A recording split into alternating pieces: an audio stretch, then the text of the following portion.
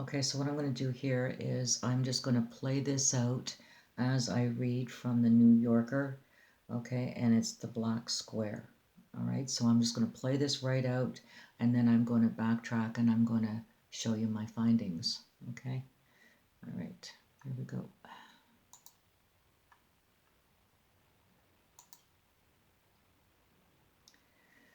Okay.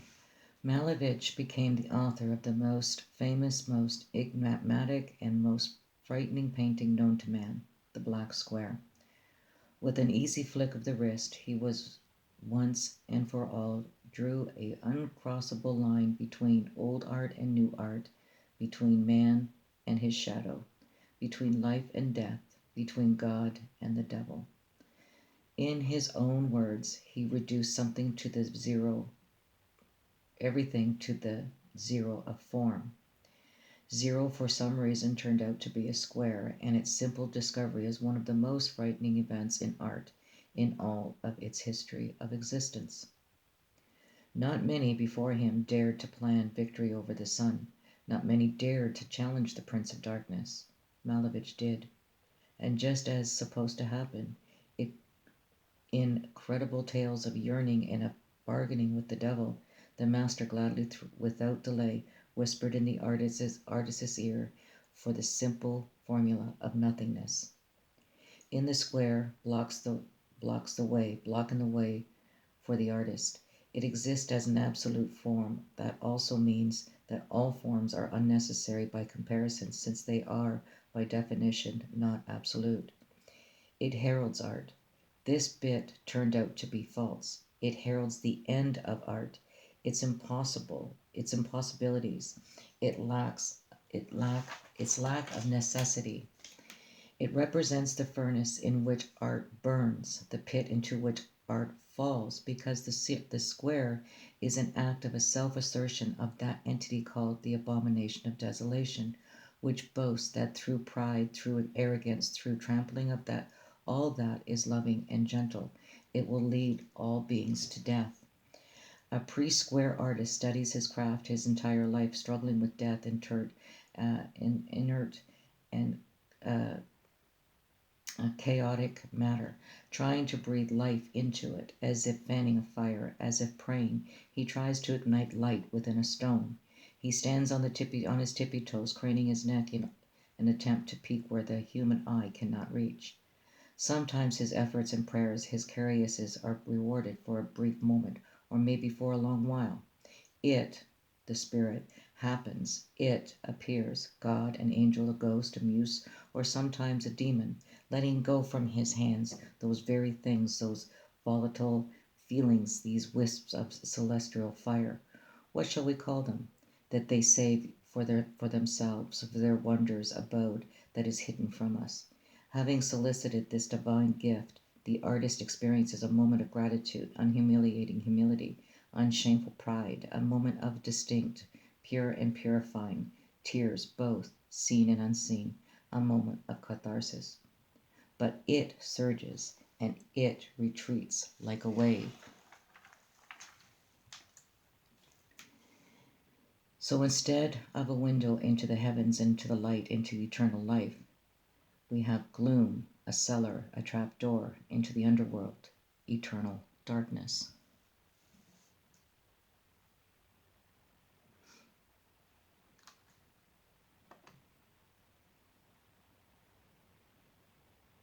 Illusion.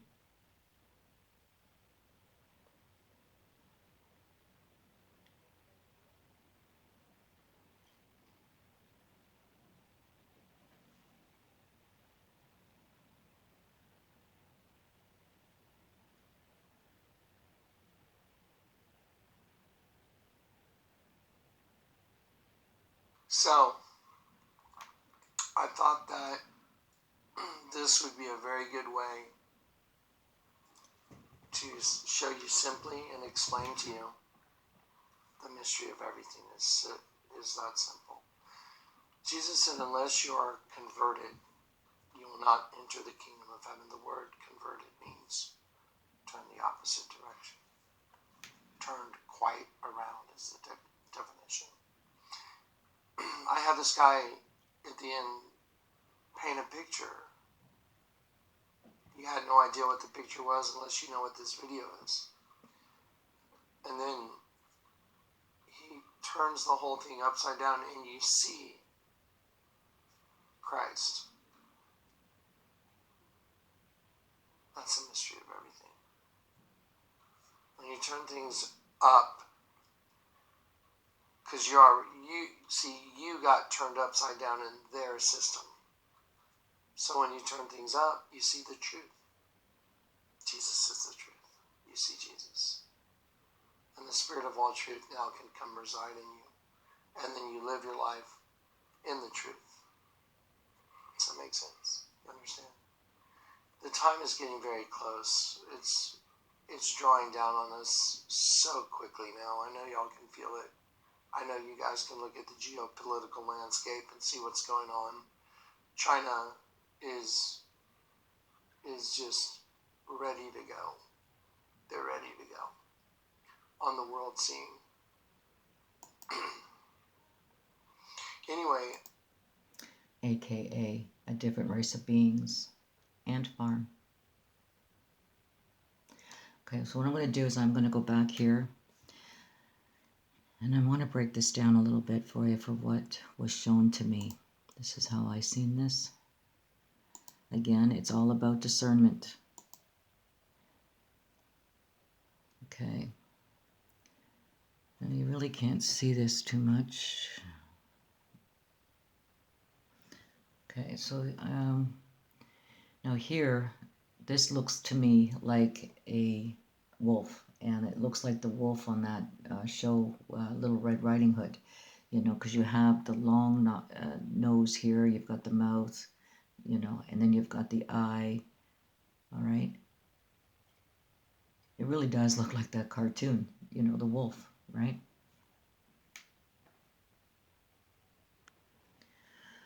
Okay. So there's the one face of this beast, okay?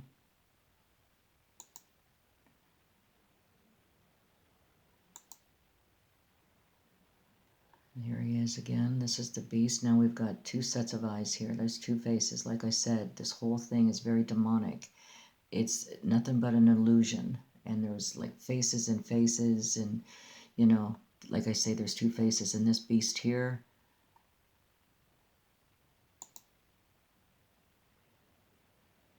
again, that's the wolf.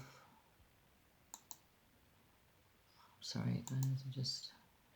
Again, this is a beast. Again, we've got, it looks to me like two faces. Okay, so he turns it upside down. Okay.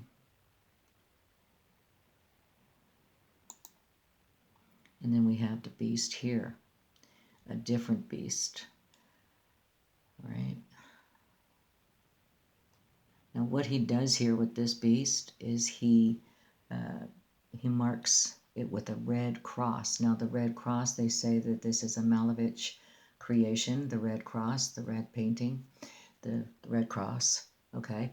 And he seals it right here on the forehead of the beast, okay?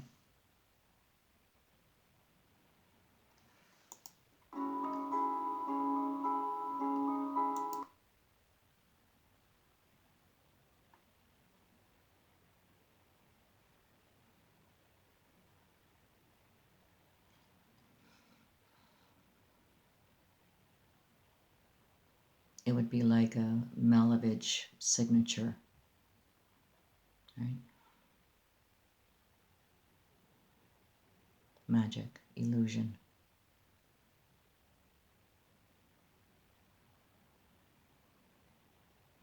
But a story is definitely being told here. And Jonathan Kleck is not telling you.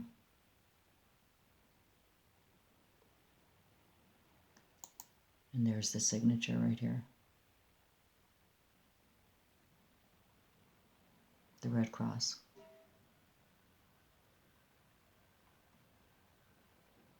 Okay, so we have the two beasts in one. We have imprisonment. We've got darkness, There's nothing holy or really, there's really this, oh, okay, never mind.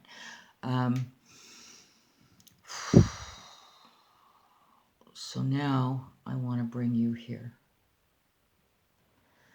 Now what happened, before I go there, I just want to explain, and thank you, Bernadette. Bernadette sent me a link concerning this beast here, okay, deer, whatever you, stag, okay, and she sent me some information, and I was just shaking my head with this. I couldn't believe that it actually sealed the story for me concerning this beast and why that beast was painted out like the way it was. So I just want to bring you here, and again, thank you, Bernadette, for this. Okay, so here in demonology, it's called the Furfur. Furfur is a powerful great earl of hell, being the ruler of 26 legions of demons. Yeah. Now this thing causes love between a man and a woman. This energy that Jonathan Kleck talks about all the time, male and female, male and female. Creates storms, tempests, thunder, lightning, and blasts. Teaches on secret and divine things.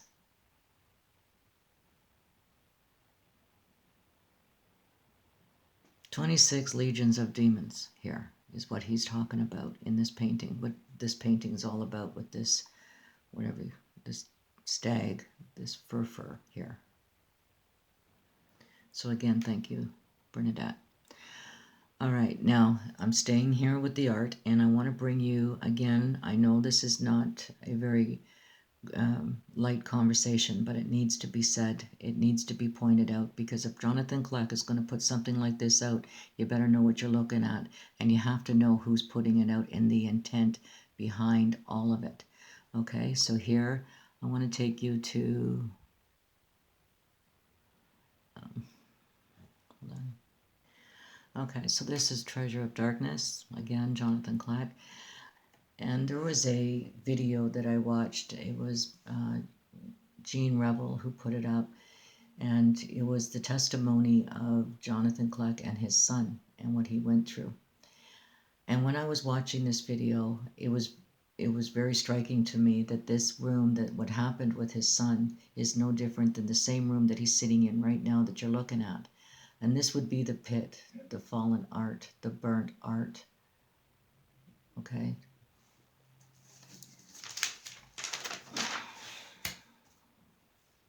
Abomination of desolation. Here you can see that this would be his son. He does it always the same way. Okay, this would be, I believe this is Aztec, all right? But I believe this is the same room. Here, he even shows you the skulls, and he talks about the skulls here. But it's, for me, it was, he's trying to say something more here, because he's got his hand covering the skull face, and yet his face looks identical to those two skulls that you're seeing. So there's 3 of them here. Okay, I mean, you don't see these as being, I look at that as being like black eyes, no different than what you're seeing here with the skulls. And in this, you will find that there is actually a real skull. So this is really dark, it's evil, it's a pit of art that is burning and continues to burn. Okay.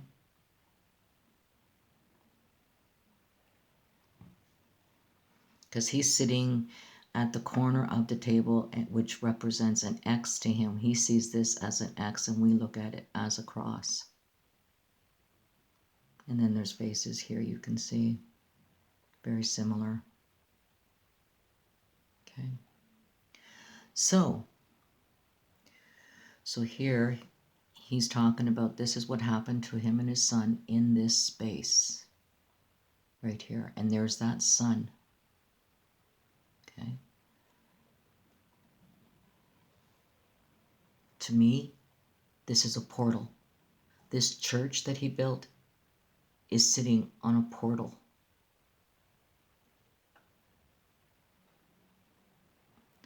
Okay, so I'm going to go back and we're going to listen to the testimony. I find that it's important. A stream, I would grab the number, look it up in the Bible, it would mean church. The next number would mean burning. Really? I mean, really? So anyway, I can read their language. I know what he's doing. And when I say he, I mean the angel of the bottomless pit. I'm his enemy. So, let me set this up for you. Okay, here is walking into the church building. You see right here? I'll show you guys the whole building. Okay, I want to set it up right here. Let me, the overhead lights on, so you can see there's the crown.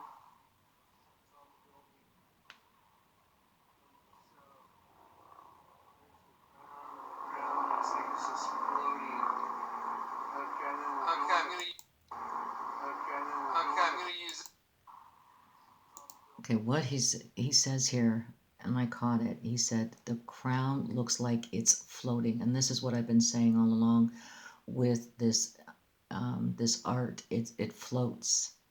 It morphs into something else. One way you look at it one way, and then it can switch, and it could be different.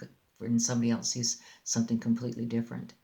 So here this is his language by saying it looks like the crown is floating. So here we go.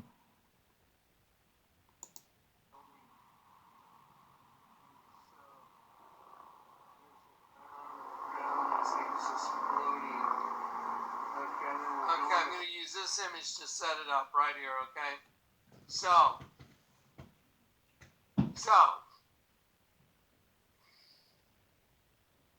I was in the building the other night. It's been a couple weeks. And there's this little bar counter right here. You see it right here? Well, you see these two chairs? I was standing right back here in this corner, right here where this little red light is, which isn't very much space. There's literally about 5 feet between this bar counter back here. But right here, one of my sons came and sat down right here. And he was sitting here and he was looking this direction at me. And he's been telling me stuff over the past month that he's very concerned about some of the things going on in him and spiritual struggle, that he feels disembodied and he's not sure what's going on, and he's greatly concerned of some of the thoughts that are happening, and some of the stuff that he's talking about would greatly concern any parent. And I've been talking to him about the spiritual world and the reality of what the Lord God's shown me, and how important it is to understand the truth and surrender to Christ. And so while we're sitting in there, and he's sitting right here, he's looking over at me right here, and when I glance over at him, he's staring at me like this, and he's going,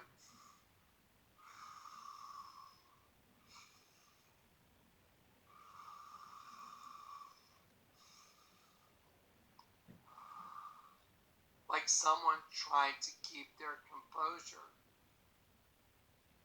And I look over at him and I lock eyes with him. And he looks at me and his voice changes and he says, I know that you can see me.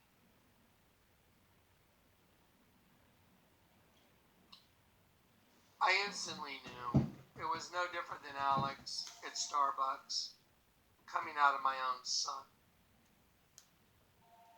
And I looked at him and I said, yes, I can see you. And it was the angel of the bottomless pit, because every host body is connected by a Bluetooth line to him. And so he said, I know you can see me. And I said, yes, I can see you. And I said, and I know that you know I can see you. And he said, yes. And then he looked down at the floor and I said, you know, there's no escaping it. One energy gives and one receives. And that's all there is to it. and it comes to an end. And he looked at me and said, I know. And I said, so, you know what it is when a sperm hits an egg? And he literally said, it's like a mini nuclear explosion. And I went, yeah, that's right. It is. It's like a mini nuclear explosion.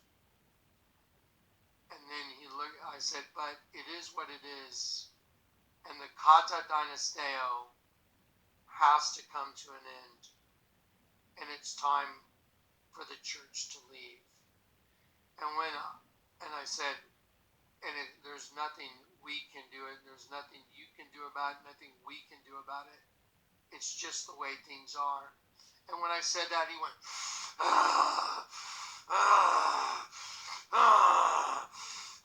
Now imagine you're me. Imagine you're me. You're standing right here and you're watching your kid sit right here and he's staring at the back wall and he will not even make eye contact. He's just going,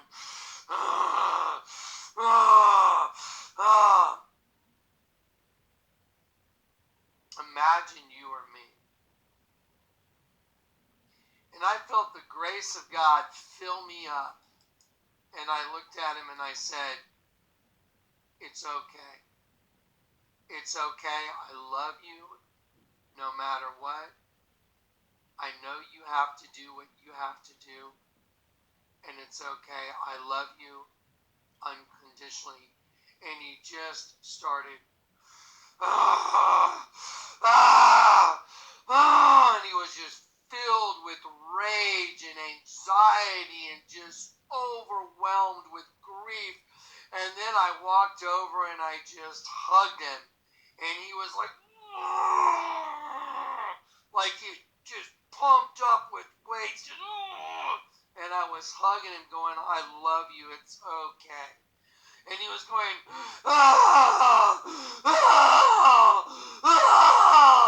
and he was just growling and crying and weeping. Because he knew that entity knows he has to destroy that which is good. And I watched it manifest through one of my own children while I hugged him and he growled and wept.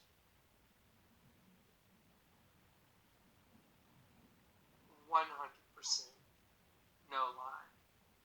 So as I held him and he growled and wept and just agonized, I held him and I said, it's okay. I love you. I know you have to do what you have to do. And I have to do what I have to do. So let's just be honest about it. I said, so now I've got stuff I've got to get done. And he was just, and I let go of him. I released my grip on him. And he was, I said, and it's okay. I said, you know what? I'm going to go grab that orange bucket over there. I had a Home Depot bucket with grinders and stuff. I said, I'm going to go walk out that door right now, meaning this door right here. I said, you're going to leave. You're going to go do what you have to do. And it's going to be okay.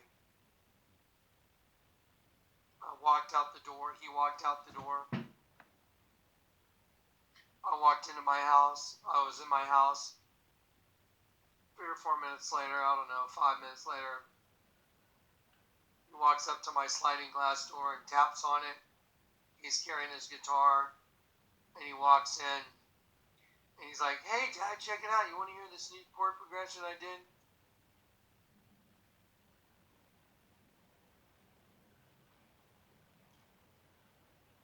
I was like, yeah, absolutely.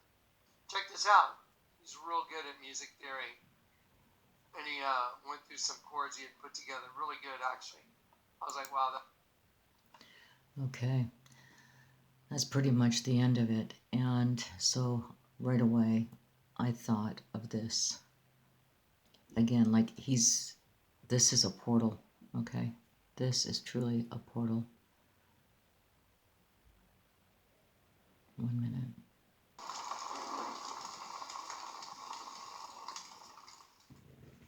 The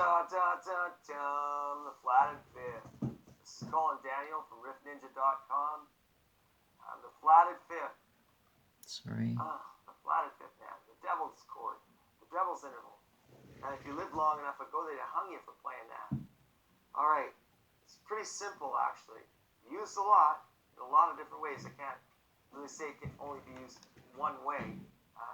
But we'll give you some examples here. Show you how it works. And hopefully you'll connect with that.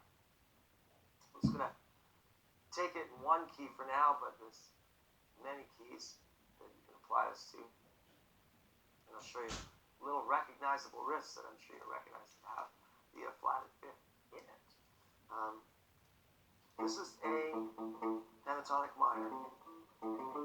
That's the blues scale.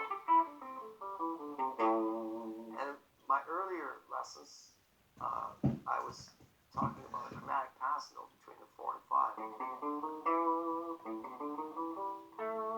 So it's 1, 3, 4, 5. Well, that chromatic pass note between the 4 and 5, that blues note that you hear in blues like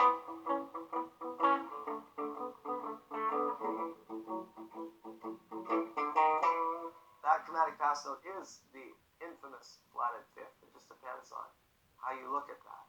For example, what I'm going to say is, technically, to be correct, the flatted fifth is played off the fifth. So you have to go 1, 5, flatted fifth.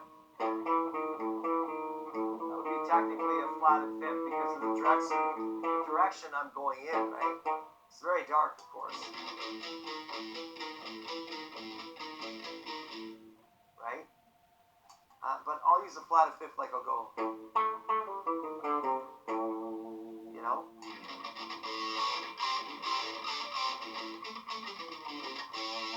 I would still consider that flatted fifth, right? Because I'm going, octave.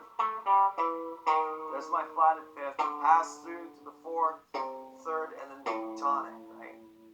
So the flatted fifth is a note that's not in key, and it's a very, what they call dissonant note. It creates tension.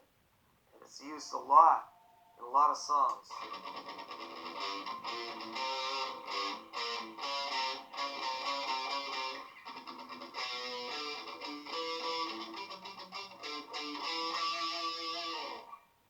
Flatted fifth in that too. They're all over the place.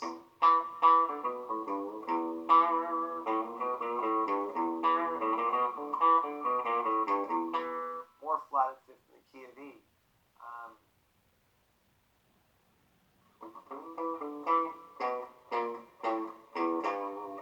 More flatted fifth. It can be used in chord and single note. Right now I've been giving you more of the single note thing. But say this is definitely flatted fifth right here.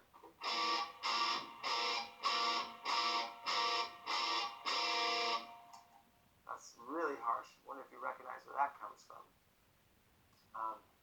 So the flatted fifth is the fifth note, the perfect fifth interval in whatever key you're in. Lower a semitone, and it's used for effect. It's used to get a distinct harmonic pull. It's used to get a distinct harmonic pull. It's used for effect. It's used for effect. It's used for effect. It's used to get a distinct harmonic pull.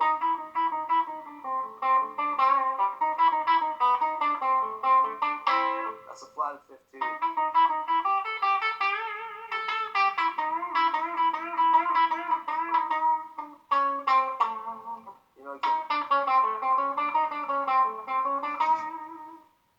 Flatted fifth, man.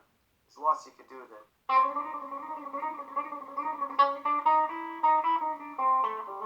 It gives you a certain darkness to your scale.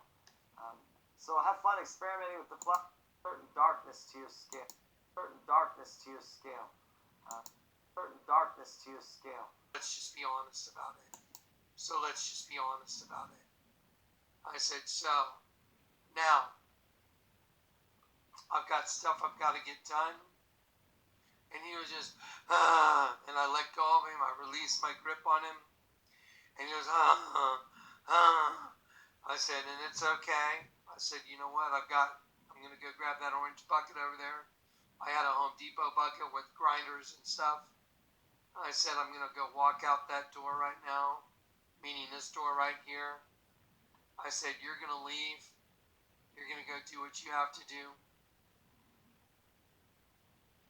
And it's going to be okay. I walked out the door. He walked out the door. I walked into my house. I was in my house. 3 or 4 minutes later, I don't know, 5 minutes later, he walks up to my sliding glass door and taps on it. He's carrying his guitar, and he walks in, and he's like, hey, Dad, check it out. You want to hear this neat chord progression I did?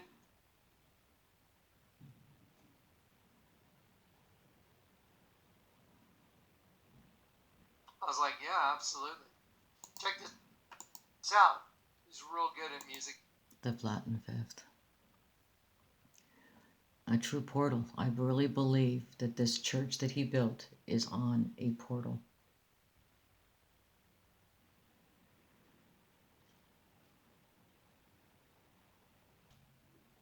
3 or 4 minutes later, I don't know, 5 minutes later, he walks up to my sliding glass door and taps on it. He's carrying his guitar, and he walks in, and he's like, hey, Dad, check it out. You want to hear this neat chord progression I did?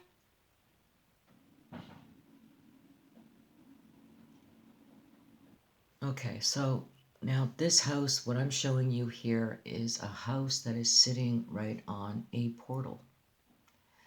And again, when I heard that his son came out playing the guitar, I knew right away that this was a portal. So he built this church on a portal, right? This house that I was working on for 2 years, and it was many, many years ago. I didn't know the scriptures. I didn't know, okay? It was innocent, and my intentions were pure. And so I ended up on working on this house, thinking like everyone else, like what Jonathan Clegg is thinking. I'm here to help. I'm here to, for God's people. I'm here. Well, I ended up. Sorry, I got distracted there. It was my husband. Okay, I forget where I was, but anyway, this was a house, and it was sitting on that portal, and there was a lot of things that happened with this place, and I'm not going to get too much into it. I did share the testimony. It's called Illusion. It's got a lot of details in it about what happened during the period of time that I was in this house, and to say I have learned through this that there is a difference between supernatural and spiritual. Okay, now the spirituality is that it's a relationship between God and man. Okay, so the holiness, okay, is we have the holiness, the gift of spirit. We live in the spirit, and we are disciplined in spirit. Supernatural is magic, okay, and miracles, precognition, foreknowledge of an event, especially foreknowledge of a paranormal kind. And this is what we just heard from Jonathan Clegg concerning his son. And he will tell you everything that happens around him is supernatural. And I will tell you that everything that happened to me when I was working on this house was all supernatural. The things that happened were like, for example, the woman sold the house, okay? When she sold the house, it didn't take long. I think it was just less than a month. And once she sold the house, I received a phone call. And that phone call was from the house. Now, we had taped the house where there was nobody in it but a cat.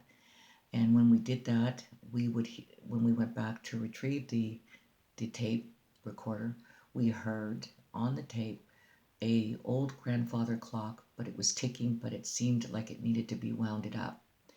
And then you would hear the shuffling of feet as though somebody was being dragged. And then you would hear like weight bearing down on the steps as though being pushed down the steps, or, you know. And you could hear all of this on the tape. Well, this is exactly what I had dreamt just prior to going to the house. I told my husband, I said, I just witnessed a murder. It's an old murder. And when I went to the house, it was all there. I witnessed in the dream that it was a wide tool table. There were stairs. You go down the basement, there were stairs. And at the end of at the bottom, you see a wide workbench. It was extra wide. And in the dream, he wraps her up in thick plastic. So at the end, when she sells the house, I hear all of it. It's like I hear him throwing her down the stairs. When I get to the house, it's all there. You see the white, or not the white, but the wide tool table. Everything is there that was in my dream. And at the end of everything, the house calls back, literally. And you can hear the clock. You can hear it sounded like it was going tick, tick, tick, tick, tick. And the woman was walking. Like it was like there was no shuffling of the feet. She was walking and then hung up on me. That is supernatural. That is evil.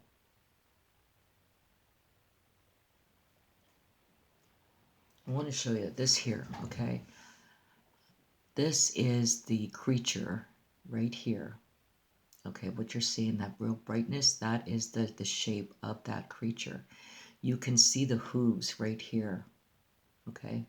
Stepping on the, and then there's the leg. Then you see the wing right here.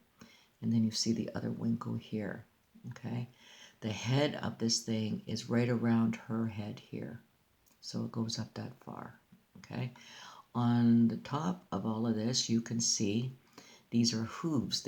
You can see on the original picture, they're hooves and just flying around, just flying around. This is a portal that Jonathan Kleck talks about. This has been going on for years.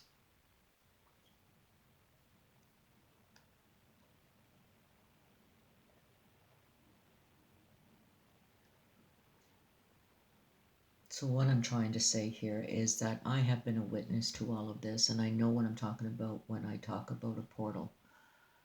And again, with that little boy coming out playing the guitar, after what Jonathan had explained, and just seeing the pit of all that art that he had done, the evilness that we were looking at, the fallen art, and then the young boy coming out playing the guitar. I really believe the church is sitting right on top of a portal.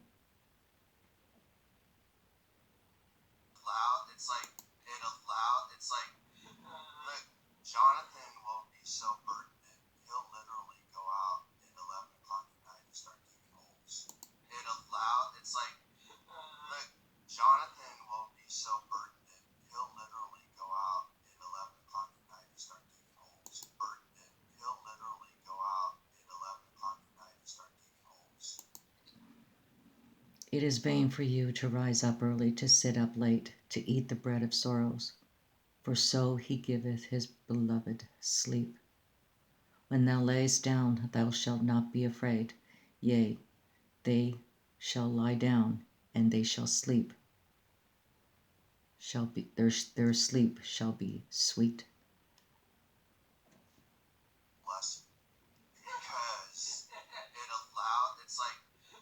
look, Jonathan will be so burdened that he'll literally go out at 11 o'clock at night and start digging holes. Okay, in the dirt, just to deal with the burden. So this is supernatural. Okay. So no fear, be love, and give hope. I am right out of time. Talk soon, I hope, God willing.